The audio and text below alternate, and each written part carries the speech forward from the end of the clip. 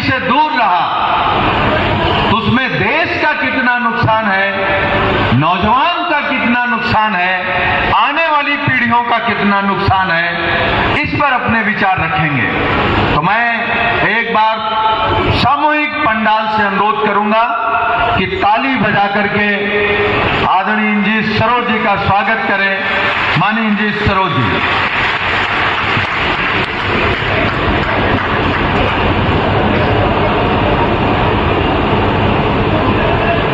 धन्यवाद भाई सुनील साजन साहब, जो इस कार्यक्रम को संचालित कर रहे हैं।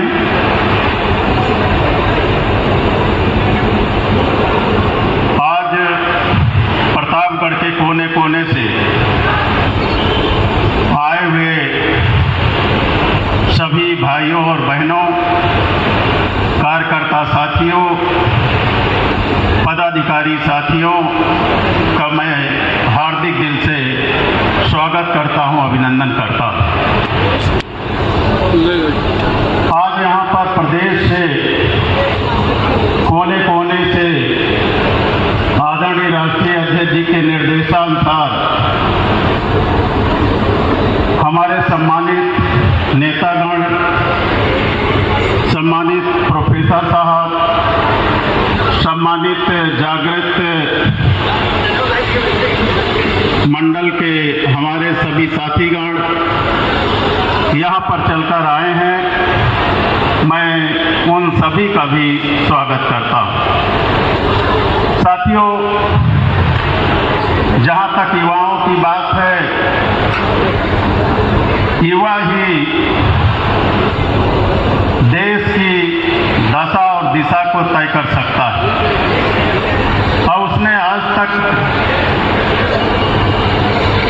यही काम किया। भारत निर्वाचन आयोग की गाइडलाइन के हिसाब से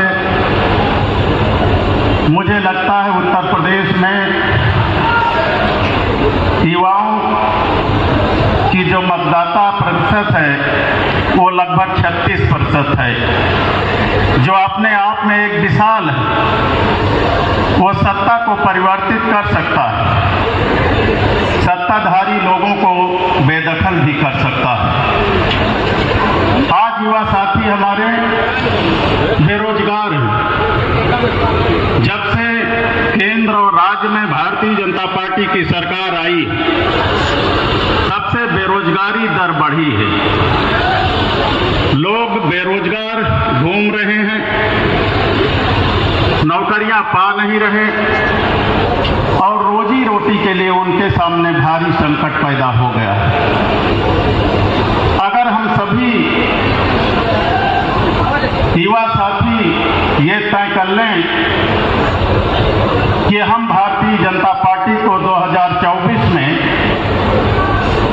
बेदखल कर देंगे सत्ता से, तो फिर बेदखली से कोई रोक नहीं सकता। साथियों, सत्ता परिवर्तन होके रहेगा। यहाँ पर मैं भी आपके प्रतापगढ़ जिले में आया था। प्रतापगढ़ जिला में जगह जगह लोग अपने आप को राजा महाराजा घोषित करते हैं। लोग यहाँ पर स्वतंत्रता की बेड़ियों में जकड़े हुए हैं। लोगों ने अपने सोच को बदल दिया है, लेकिन हमारे लोगों को जागना होगा। परम पूज्य बाबा साहब अम्बेडकर जी ने संविधान में आपको व्यवस्था दिया एक वोट का अधिकार। उस वोट के बदौलत आप सत्ता परिवर्तन कर सकते हैं, अपना भविष्य तय कर सकते हैं, लेकिन यहाँ के लोगों को खुद सोचना पड़ेगा। मैं तो यहाँ पर चुनाव 19 में लड़ने के लिए आया था, तो स्वतंत्रता में जकड़े हुए लोगों को उनकी बेड़ियां काटकर आजाद करने के लिए आया था। उसको काफी हद तक मैंने किया था, काफी हद तक मैंने किया था। कभी समाजवादी पार्टी कुंडा और बाबागंज में चुनाव नहीं लड़ती थी, लेकिन पहली बार जब मैं चुनाव लड़ा तो वहां के नौजवानों ने एकता दिखाई, ताकत दिखाई और बाबागंज में मुझे 39,000 वोट मिले थे, कुंडा में 45,000 वोट मिले थे। और जब जिस अलख को मैंने जगाने का काम किया वो अलख बुझी नहीं। जब 22 में चुनाव समाजवादी पार्टी बाबागंज में लड़ी, हमारे गिरीश पासी जी चुनाव लड़े तो 39,000 से 51,000 वोट हासिल कर लिए और कुंडा से गुलशन यादव 69,000 वोट हासिल कर लिए। यानी अलख जग चुकी है, अलख जग चुकी है। ये अलख बुझनी नहीं चाहिए साथियों। जो है आपको परतंत्रता की बेड़ियों को काटना होगा। मैं पिछड़े समाज के लोगों से ज्यादा कहना चाहूंगा, आप क्यों गुलाम बने हैं, क्यों लाचार बने हैं, क्यों मजलूम बने हैं? परम पूज्य बाबा साहब अम्बेडकर जी ने वोट का अधिकार संविधान में प्रदत्त किया और सरदार पटेल जी ने 565 राजवाड़ों का विलय भारत देश कर में राजाओं को रजाई बनाने का काम किया। तो फिर राजा कहां के लोग रह गए? तो फिर राजा कहां लोग रह गए? अरे राजा तो आप हैं जो ऐसे राजाओं को जो है अपना मत देकर जो है पुनः राजा बनाने का काम करते हैं। जनता ही राजा है और कोई राजा नहीं है। जो है जनता ही राजा है। लेकिन पता नहीं आपकी मानसिक गुलामी कब दूर होगी। आप आज भीख मांगते हैं, उन्हीं के सामने गिड़गिड़ाने का काम करते हैं। मुट्ठी भर लोग हैं, झौवा भर लोग आप लोग हैं। मुट्ठी भर लोग झौवा भर में शासन कर रहे हैं। अरे हमारे राम सुंदर शास्त्री जी से आप लोग क्यों नहीं सीखते? कितना उम्र हो गई बाबूजी आपकी? बहुत 75-80 तो होंगे। 75-80 की उम्र में भी नौजवानों का नाक कान काटने का काम करते। हमारे इलेक्शन में इतना काम किए थे राम सुंदर शास्त्री साहब के। तो नौजवानों, आपका भविष्य उज्जवल हो, आपके बाल बच्चे आजाद हो जाएं। आपको गोली नहीं चलाना, तीर तलवार नहीं चलाना, आपको केवल मताधिकार का प्रयोग करना है और वोट वाले दिन केवल अपने पोलिंग स्टेशन को ताकना है। देखो आपका राजा बन जाएगा, दूसरे के सामने जाने की जरूरत नहीं पड़ेगी साथियों। इस देश में समाजवाद जानते हैं, जहां बराबरी हो, जहां ऊंच नीच का भेद ना हो, जहां छोटे बड़े का कोई स्थान ना हो, उसे कहते हैं समाजवाद। मैं भी पुरानी पार्टी में था, रामचंद्र जी भी बैठे हैं, राजेंद्र जी भी बैठे हैं, सब लोग थे। हम लोग समतावादी बात करने का काम करते थे, लोगों को इकट्ठा किए। और जब हम लोग उस दौर में चले थे तो लोग कहते थे साले हल चलाने वाले जो है विधायक एमपी बनेंगे। ये कहते थे, मनोबल को डाउन करते थे। लेकिन समाज को जब हम लोगों ने इकट्ठा किया तो हल चलाने वाला समाज ही हुक्मरान बन गया। जो हल चलाने वाला समाज ही हुक्मरान बन गया। इतनी बड़ी ताकत आप में है। परम पूज्य बाबा साहब अम्बेडकर जी ने तो हमें संविधान में अनुच्छेद दिया 341, 340, 341, 342। 40 में यह कहा, जो अभी प्रोफेसर साहब ने बताया कि इस देश की कोई चुनी हुई सरकार जब आएगी तो एक कमीशन बैठाकर पिछड़ों की माली हालात को जान करके उन्हें समान प्रतिनिधित्व देने का काम करेगी। काका का लेलकर के विषय में उन्होंने बताया, नेहरू जी ने लागू नहीं किया। मंडल जी की रिपोर्ट जब सौंपी गई तो इंदिरा जी ने उसे नहीं लागू किया। धन्य है माननीय मुलायम सिंह यादव जी, माननीय हमारे लालू प्रसाद यादव जी, मान्यवर श्री कांसी राम जी, ये सब लोगों ने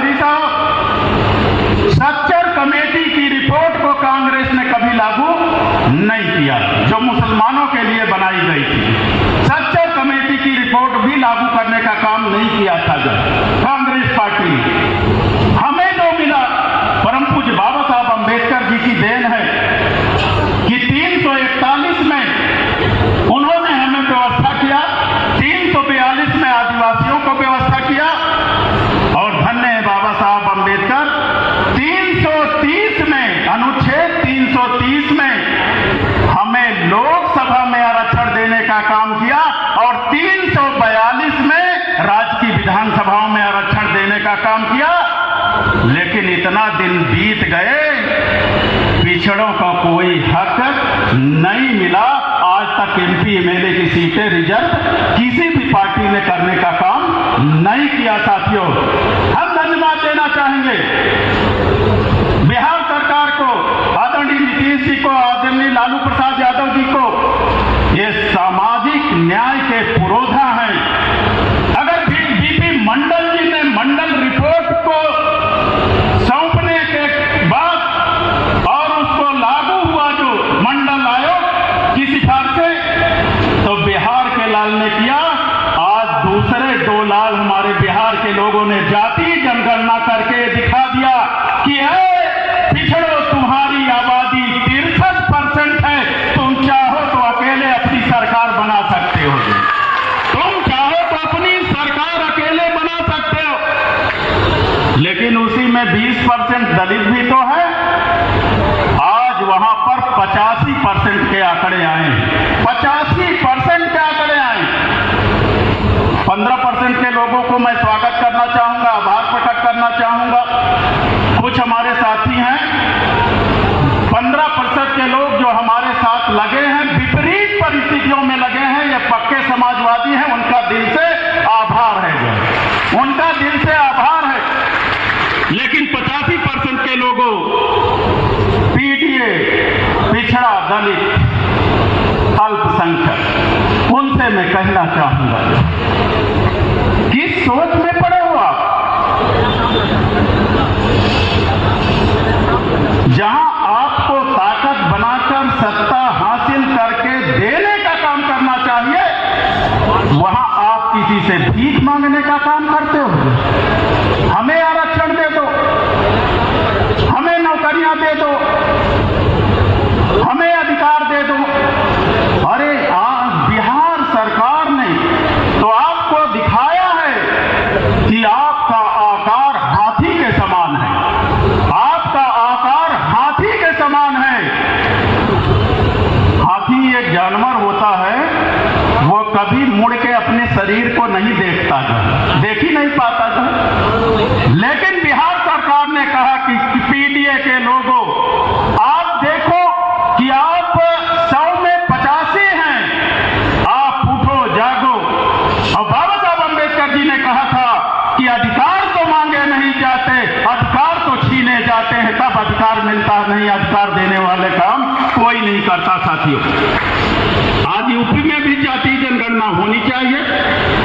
भाजपा उसको कहती है गलत आंकड़े पेश किए गए, सही आंकड़े को कह रही गलत आंकड़े पेश किए गए। भाजपा नहीं चाहती कि जाति जनगणना हो, लोगों की जो है ताकत उसे पता चले।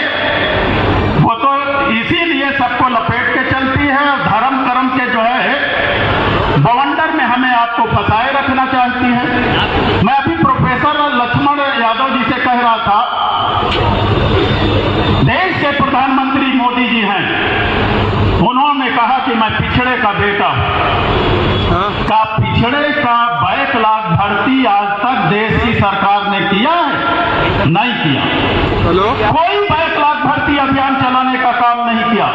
प्रदेश की सरकार ने बैकलॉग भर्ती अभियान चलाने का काम नहीं किया। साथियों, जो है यहां तक कि सामान्य भर्तियों पर भी वो कुंडली मार के बैठे रहे, आपके बेटी बेटियां रोजी रोजगार में ना जा सके। जो ये है भाजपा की चाल। आप मजबूत ना हो सके, आप ताकतवर ना हो सके, आप पढ़ाई लिखाई ना कर सके, आपके बच्चे और बच्चियों का भविष्य न बन सके। आज तो भाजपा एक नई खोज करने का काम किया है। क्या? आउटसोर्स। संविदा भी नहीं मिलेगी। नौजवानों, आपको संविदा की भी नौकरियां नहीं मिलेंगी। आउटसोर्स। आप क्लेम भी नहीं कर पाएंगे कि हमें रेगुलर किया जाए। तो ये है जो है, ये भाजपा की चाल है जो है। इसलिए हमें आपको जगना होगा। हमारी आपकी जिम्मेदारी बनती है कि उठिए, जागिए, सोचिए, विचारिए। जो अपने जीते जी डॉक्टर राम मनोहर लोहिया जी नहीं कर पाए, जो अपने जीते जी डॉक्टर अंबेडकर जी नहीं कर पाए, दोनों ही तो समाजवादी थे, सामाजिक न्याय के पुरोधा थे, लेकिन उनके जीवन काल में काम नहीं हुआ।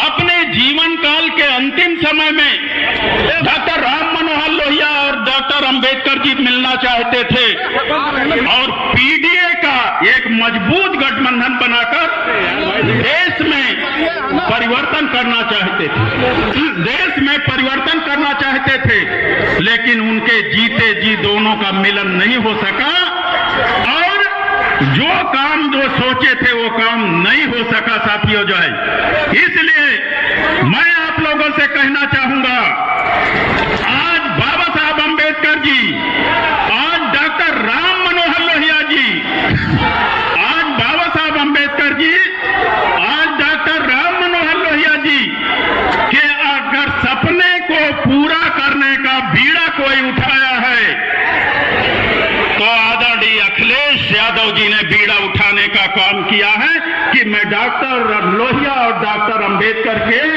सपनों को जो है यहां पर लागू करने का काम करूंगा जो है। तो इसलिए साथियों, लोहिया जी पे कहते थे कि संसोपा ने बांधी गांठ, पिछड़े पांव 100 में 60।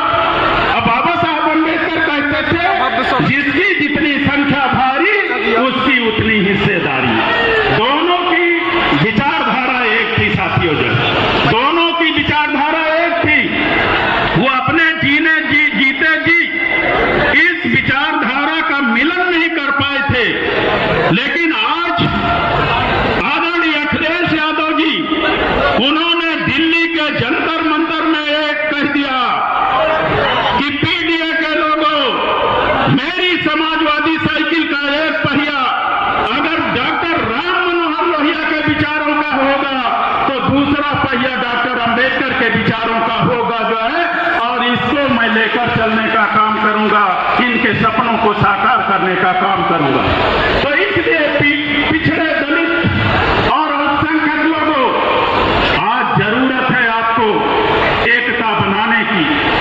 आज जरूरत है कि हम धर्म कर्म के चक्कर में न पड़े, हम भाग भगवान के चक्कर में न पड़े।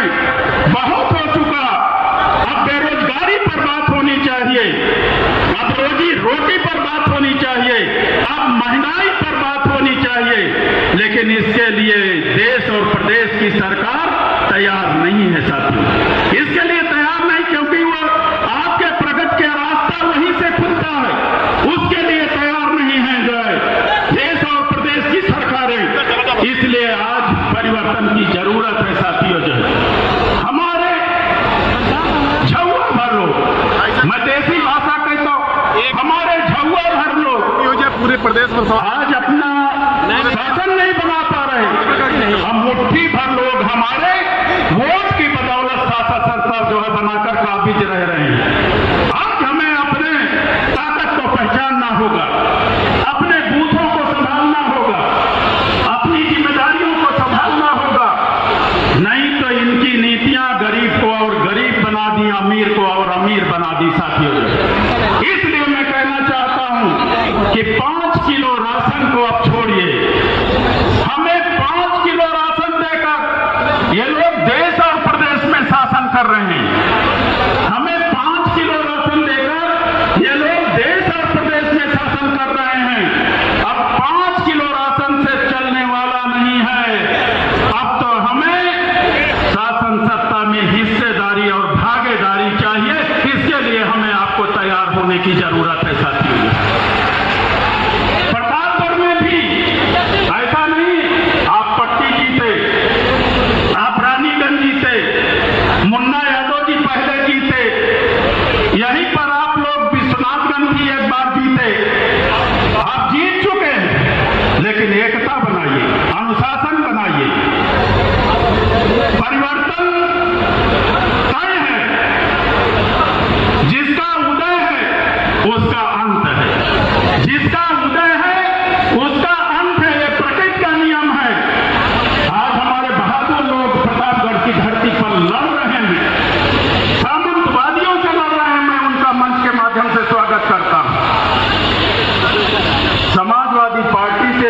चुनाव लड़ने आता है वो मुकदमे का दंश ना झेले, ऐसा हो नहीं सकता। समाजवादी पार्टी से जो चुनाव लड़ने आता है उसे प्रसाद जरूर मिलता है। उत्तर प्रदेश में हमारे खिलाफ कई मुकदमा नहीं है, 19 का चुनाव लड़े प्रसाद पा गए। फर्जी एफआईआर, यहां फर्जी एफआईआर की भरमार है साथियों, लेकिन आपको डरना नहीं चाहिए। एक से अनेक बनना। मानव श्री काशीराम जी कहते थे कि मैं अकेला ही चला था जानिबे मंजिल, मैं अकेला ही चला था जानिबे मंजिल, मगर लोग आते गए कारवां बनता गया साथियों। आप अकेले ही चलिए, देखिए आपके साथ कितने लोग इकट्ठा हो जाएंगे, लेकिन आपको मन बना के चलना है कि हमें समाजवादी पार्टी को ताकत देना है, हमें समाजवादी पार्टी की सरकार बनाना है, उसके लिए आपको चलना होगा साथियों। तो इसलिए मैं कहना चाहूंगा साथियों कि आप सभी लोग यहां से तय करके जाएंगे। आप लोग जुझारी लोग हैं। अब मुझे तो ये कहा गया, विद्वानों ने कहा है कि जहां लोग ज्यादा सताए जाते हैं वहां के लोग जल्दी उठ के खड़े हो जाते हैं, वहां के लोग जल्दी उठ के खड़े हो जाते हैं। तो आपको भी जागने की जरूरत है। हमारे सामने लोकसभा का चुनाव है, हमें बूथ कमेटियों को दुरुस्त कर देना है, सेक्टर कमेटियों को दुरुस्त कर लेना है, जोन कमेटियों को दुरुस्त कर लेना है और ऐसे लोगों को बनाना है, लोहा की तरह जो ऐसे लोगों को तैयार करना है कि ना झुकेंगे ना टूटेंगे। हम मुकाबला जो है बराबरी से पोलिंग में करने का काम करेंगे। देखिए आपके पक्ष में रिजल्ट आ जाएगा जहां। तो इसलिए साथियों, आज आदरणीय अखिलेश यादव जी ने ये जो संकल्प लिया है कि हम पीडीए का मजबूत गठबंधन तैयार करेंगे, आपको भी जरूरत है, आप तैयार होइए। पिछड़े समाज के लोग भी मारे मारे फिर रहे हैं। आज मैं देख रहा हूं भारतीय जनता पार्टी के सहयोगी दल जातीय जनगणना की भीख मांग रहे हैं। अगर समाजवादी पार्टी के आदरणीय अखिलेश यादव जी मुख्यमंत्री होते तो एक झटके से उत्तर प्रदेश में जातीय जनगणना हो जाती और बिहार के बराबर आंकड़े पेश हो जाते। आप कम तादाद में नहीं हैं, बशर्ते कि आप अपने आप को कमतर आंकते हैं। कमतर आंकना बंद कर दीजिए, कमतर आंकना बंद कर दीजिए। आप विशाल काय हैं, आपका आकार बड़ा है और आपका आकार बड़ा है तो आपके वोट ज्यादा है। अगर आपके वोट ज्यादा है तो फिर आपकी सरकार भी बननी चाहिए, आपके मर्जी से एमपी एमएलए भी बनने चाहिए साथियों। इतना तैयारी हमें आपको करने की जरूरत है। मैं आप लोगों के बीच में आया हूं। अगर कुंडा और बाबागंज में 51 और 69,000 वोट बढ़ गए, मेरा स्वास्थ्य नहीं सही रहता, नहीं तो अब की बार में लोकसभा चुनाव लड़ता तो 100% जीत जाता। अब की बार में लोकसभा चुनाव लड़ता तो 100%, क्योंकि 39 से 51 क्यों वर्मा जी, और जो है 45 से 69, तो अब की बार लाख तो पार कर जाते, जो है लाख पार कर जाते साथियों जाए। और लेकिन जो भी लड़ेंगे हम लड़ाएंगे। हम 1,25,000 वोट मंझनपुर से अकेले पाए हैं, अकेले दिलाने का काम करेंगे। 1,25,000 वोट मंझनपुर से पाए हैं और 1,25,000 अकेले मंझनपुर से दिलाने का काम करेंगे। और आपसे वादा करते हैं कि कौशाम्बी की धरती से सपा को जिताए हैं और जिताने का काम करेंगे। सपा को जिताएं और जिताने का काम करते हैं। प्रतापगढ़ वाले अपना जाने, क्यों काका? तैयार हो प्रतापगढ़ वालों, तैयार हो जाइए। यहां 2 लोकसभा की सीटें, तैयार हो जाइए। ये डेरवा वाले डर जाते हैं, ये डेरवा वाले डर जाते हैं। इनको जरा सहारा देने की जरूरत है। ऋषभ यादव ये बंबई भाग जाते हैं, ये बंबई भाग जाते हैं चुनाव के समय। इसलिए डरो ना, जो डरा तो मर गया, जो डरा वो मर गया, जो डर गया तो मर गया। जीवन में एक बार आदमी पैदा होता है, एक बार ही मृत्यु को प्राप्त करता है। अरे आप तो मोहम्मद साहब को मानने वाले हैं, उस काल में मोहम्मद साहब कभी डरने का काम नहीं किया, आज उनका नाम पूरी दुनिया में है। इसलिए आप लोग भी इकट्ठा हो जाइएगा। ये मुस्लिम साथी इसलिए कह रहा हूं, जो धारा के विपरीत चलते हैं वही इतिहास बनाने का काम करते हैं, और जो धारा के अनुकूल चलते हैं वो इतिहास बनाने का काम नहीं करते साथियों। इसलिए एक बार पुनः आपको ये कहते हुए कि उठो जागो, उत्तर प्रदेश के लोगों, पीडीए के मठ और मंदिरों को छोड़कर सत्ता पर काबिज हो गए हैं। मठ और मंदिरों को छोड़कर सत्ता पर काबिज हो गए हैं। तो सत्ता तो ताकतवर होती है, सत्ता से शिक्षा के द्वार खुलते हैं, सत्ता से नौकरियों के द्वार खुलते हैं, सत्ता से हमें समान अधिकार मिलता है, सत्ता से हमारी भाईचारा बनती है, हमारी प्रगति बनती है। इसलिए सत्ता लेना बहुत जरूरी है। अब यहां पर कोई मुकाबला कर सके, अब एक ही पार्टी बची है, वो है समाजवादी पार्टी, आदरणीय अखिलेश यादव जी।